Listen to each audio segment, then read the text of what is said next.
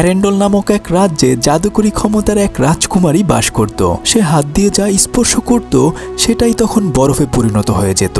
সেজন্য রাজ্যবাসীকে তার রাজ্য থেকে তাকে তাড়িয়ে দেয়। সে এই জাদুকরী শক্তি কোথায় পেয়েছিল আর পরবর্তীতে তার সাথে কি কি হয়েছিল, এসব কিছু নিয়ে নির্মিত ফ্রোজেন মুভির গল্প আজকে আপনাদেরকে শোনাবো।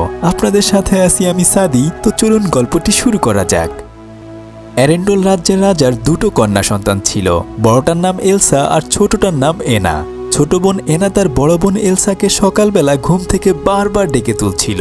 সে তাকে বলছিল, আপু তুমি উঠো না, আর কত ঘুমাবে, চলো আমরা বাইরে গিয়ে একসাথে খেলা করি। কিন্তু এলসা আরও একটু ঘুমাতে চাচ্ছিল। এনা তখন বারবার তার বড় বোনের চোখের পাপড়ি টেনে ধরে জাগিয়ে তুলে বলে, চলো আমরা স্নোম্যান বানাই। কি আর করা। এরপর এলসা তার ছোট বোনের সাথে খেলার জন্য একটা রুমে আসে। তারপর সে তার জাদুকরী ক্ষমতা দিয়ে তুষার বানাতে থাকে। সে বরফ দিয়ে একটা স্নোম্যানও বানিয়ে ওটার নাম দেয় ওলফ। এলসা বরফ দিয়ে এক একটা পাহাড় বানাচ্ছিল আর তার ছোট বোন সেটার উপর লাফিয়ে লাফিয়ে মজা করছিল। আসলে এলসা জন্ম থেকেই এই বরফ বানানোর ক্ষমতা নিয়ে জন্মেছিল। যখন তারা দুবোন খেলছিল তখন হঠাৎ করে এলসার পা পিছলে সে পড়ে যায়, আর ঠিক তখনই তার ম্যাজিক এনার মাথায় গিয়ে লাগে। তৎক্ষণাৎ তার ছোট বোন এনা জ্ঞান হারিয়ে ফেলে। সে তখন চিৎকার করে তার মা বাবাকে ডাক দেয়। তার বাবা মা তখন তাদের মেয়েকে বাঁচানোর জন্য একটা ম্যাপ বের করে গোপন একটা জায়গার উদ্দেশ্যে রওনা দেয়। পথের মধ্যে ক্রিস্টোফ নামক একটা ছেলে দেখে যে রাজারানী তার ছোট মেয়েকে নিয়ে দ্রুত ঘোড়ায় করে কোথায় যেন যাচ্ছে। সে তখন তার প্রিয় ঘোড়া ইসভেনকে নিয়ে তাদের পেছনে পেছনে যেতে থাকে।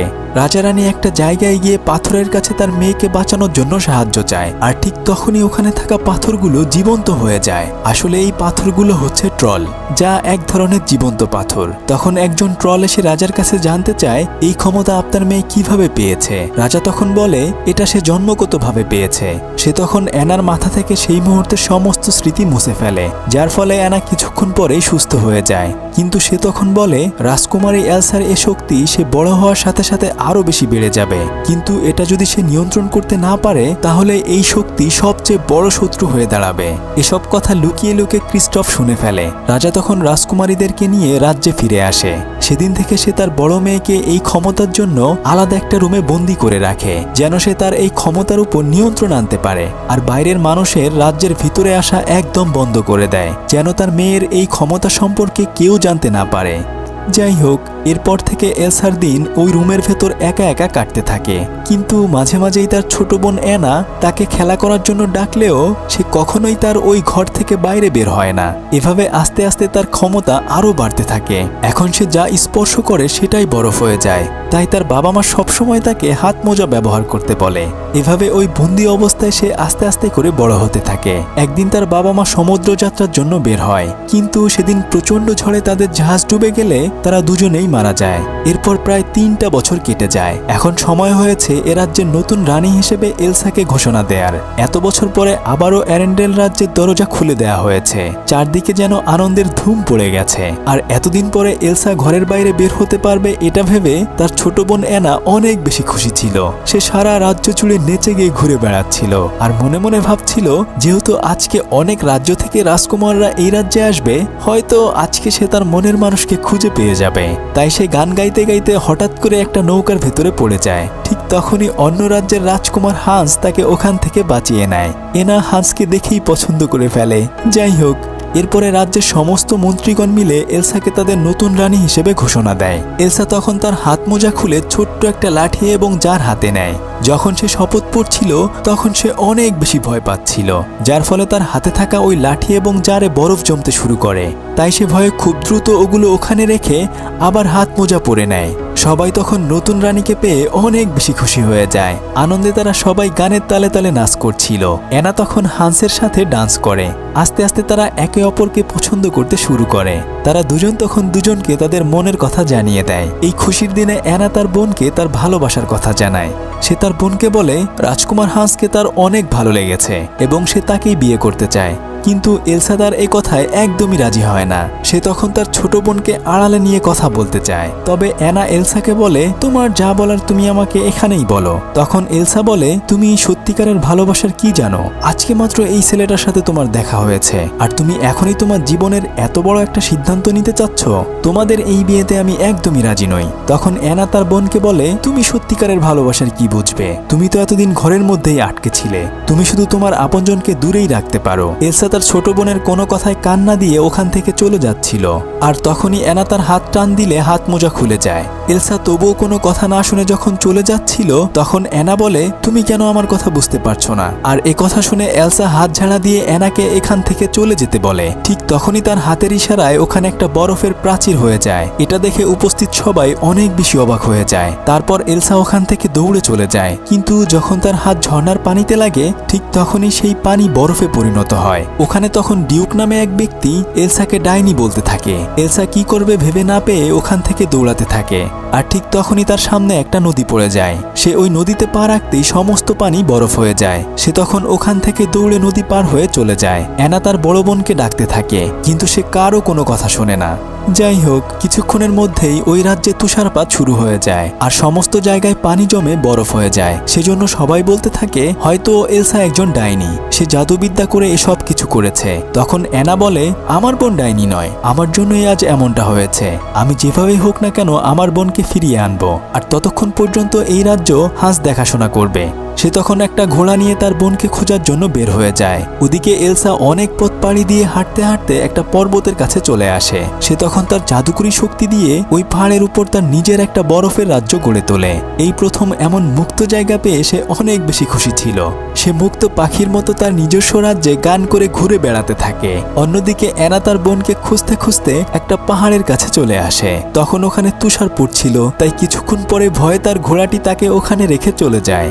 বেচারি তখন একা একা শীতে কাঁপতে থাকে। তবে সে অনেক কষ্ট করে হাঁটতে হাঁটতে দূরে একটা বাড়ি দেখতে পায়, কিন্তু কাছে গিয়ে দেখে এটা আসলে একটা দোকান। তখন সে দোকানের ভেতরে ঢুকে পড়ে। দোকানদারের কাছ থেকে শীত থেকে বাঁচার জন্য সে কিছু জুতা এবং জামা কাপড় কিনে নেয়, কিন্তু তখনই দোকানে আরেকজন কাস্টমার প্রবেশ করে, যার পুরো শরীর বরফে ঢাকা ছিল। তখন সে বলে, আমি নর্থ থেকে এসেছি, ওখানে প্রচন্ড লেভেলের তুষারপাত শুরু হয়েছে, তাই আমার এই অবস্থা হয়েছে। আসলে এই ছেলেটি আর কেউ নয়, সে ছোট্ট ক্রিস্টফ। সে তার প্রিয় প্রাণী ইসফানের জন্য গাজর কিনতে এসেছে, কিন্তু তার কাছে পর্যাপ্ত পরিমাণ টাকা ছিল না, তাই দোকানদার তাকে ধাক্কা দিয়ে বাইরে বের করে দেয়। কি আর করা, বেচারা তখন ইসফানের সাথে পাশে একটা জায়গায় আগুন জ্বালিয়ে গান গাইতে থাকে। কিছুক্ষণ পরে ওখানে এনা এসে ক্রিস্টফকে বলে, তোমার যা যা কেনা প্রয়োজন আমি সব কিছু নিয়ে এসেছি, কিন্তু এর বিনিময়ে আমাকে নর্থের পর্বতের কাছে নিয়ে যেতে হবে। কি আর করা, ক্রিস্টফ তখন তার কথায় রাজি হয়ে যায়। তারা দুজন মিলে তাদের গাড়িতে করে যাত্রা শুরু করে। গল্প করতে করতে একটু একটু করে তারা বনের ভেতর দিয়ে পাহাড় পাড়ি দিয়ে সামনে আগাতে থাকে। অ্যানা তখন তার সাথে ঘটে যাওয়া সব ঘটনা ক্রিস্টফের সাথে শেয়ার করে। ক্রিস্টফ তখন বলে, কি বলো, মাত্র একদিনের পরিচয়ে তুমি একটা ছেলেকে ভালোবেসে ফেলেছো?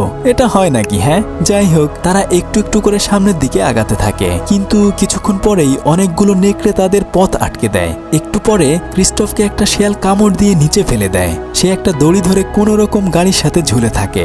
এরপর কোনো মতে সে ওখান থেকে বেঁচে যায়, কিন্তু সামনেই রাস্তা একদম শেষ হয়ে গেছে। তাই ক্রিস্টফ তখন অ্যানাকে ইসভানের কাঁধে তুলে দেয়, আর সে কোনো মতে লাফ দিয়ে নেকড়েদের হাত থেকে রক্ষা পায়। কিন্তু এতে তার গাড়িটি নিচে পড়ে একদম ভেঙে যায়। তবে কিছুক্ষণ পরে সে একদম নিচে পড়ে যাচ্ছিল। অ্যানা তখন রশি ফেলে অনেক কষ্টে তাকে উপরে তুলে আনে। এত সব বিপদের কারণে ক্রিস্টফ অ্যানাকে বলে, না, আমি আর তোমাকে কোনো ধরনের সাহায্য করতে চাই না। এটা শুনে অ্যানা তখন একাই সামনের দিকে আগাতে থাকে। আর তখন ক্রিস্টফ নিজে নিজে বলে, যদি ওকে সাহায্য না করি তাহলে আমি আমার গাড়ির টাকা পাবো না। তাই সে তখন আবার তাকে সাহায্য করার জন্য রাজি হয়ে যায়। এরপর তারা দুজন মিলে সামনের দিকে আগাতে থাকে। অ্যানা তখন তাদের রাজ্যের দিকে তাকিয়ে বলে, ইস, আমাদের পুরো রাজ্য বরফে ঢেকে গেছে, তবে আমার বোন আবার এসব কিছু ঠিক করে দেবে। কিন্তু একথা শুনে ক্রিস্টফ হাসতে থাকে। যাই হোক, তারা দুজন হাঁটতে হাঁটতে ওখান থেকে নর্থ পর্বতের কাছে চলে আসে। আর কিছুক্ষণ পরে তাদের সাথে একটা স্নোম্যানের দেখা হয়ে যায়। স্নোম্যান তাদের সবার সাথে পরিচিত হয়। সে নিজের নাম বলে ওলাফ। এটা শুনেই অ্যানা বুঝে যায় তার বোনই এই স্নোম্যানটাকে বানিয়েছে। নিশ্চয়ই ওলাফ জানে এলসা কোথায় রয়েছে, তাই সে ওলাফকে তার বোনের কাছে নিয়ে যেতে বলে। অন্যদিকে এরান্ডল রাজ্যে অনেক তুষারপাত হচ্ছে, তাই রাজকুমার হান্স ওখানকার সমস্ত মানুষদেরকে কম্বল দিয়ে সাহায্য করছে। কিন্তু কিছুক্ষণ পরে যে ঘোড়াটি নিয়ে রাজকুমারী অ্যানা বেরিয়ে গিয়েছিল সেটা ওখানে ফেরত আসে।